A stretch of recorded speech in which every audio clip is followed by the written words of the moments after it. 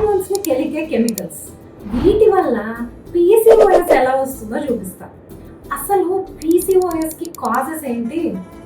Number 1 genetic, 2 insulin resistance, 3 inflammation. And of late BPA, parabens లాంటి chemicals కూడా PCOS కి contribute చేస్తాయి అని చెప్తున్నారు. హౌ? ఎలా? అమ్మాయిల్లో ఉండే మెయిన్ హార్మోన్ ఏది?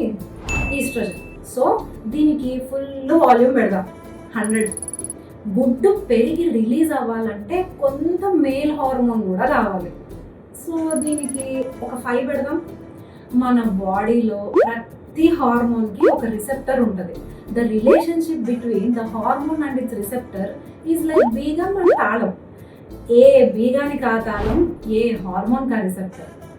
ఈస్ట్రోజన్ హార్మోన్కి డబల్ యాక్షన్ చేసే BPA లాంటి డూప్ కెమికల్స్ని నిజం ఈస్ట్రోజన్ ఏమో అనుకొని దాన్ని మన రిసెప్టర్ పిలుస్తుంది. వారాయ్. ఇప్పుడు ఈ డూప్ కెమికల్ వెళ్ళి అక్కడ కూర్చుంటుంది. ఇంకేముంది? సో మన ఈస్ట్రోజన్ సిగ్నలింగ్ ని అది కన్ఫ్యూజ్ చేసేస్తుంది. దానివల్ల ఫుల్గా పెరగాల్సిన గుడ్డు కాస్త ఇంతదాకే పెరుగుతుంది. ఇటు నుంచి ముందుకి పోలేదు, వెనక్కి తగ్గలేదు. అలా అరెస్ట్ అయిన ఎగ్స్నే మనం సిస్ట్లు అంటాం. ఇవన్నీ అండాశయాల్లో పేర్కొంటూ పోతే పీసీఓఎస్ అంటాం. సో అమ్మాయిలే కాదండి, వాళ్ళ గుడ్లు కూడా కాంప్లికేటెడే. ఎందుకంటే ఈ మధ్యలో ఆగిపోయిన గుడ్లు మేల్ హార్మోన్ని రిలీజ్ చేస్తాయి.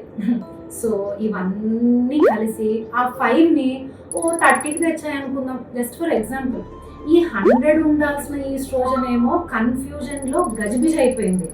ఆ 5 ఏమో 30 అయింది. అయితే మాకేంటి అని అడుగుతారు మీరు. నాకేంటని డేట్ అండ్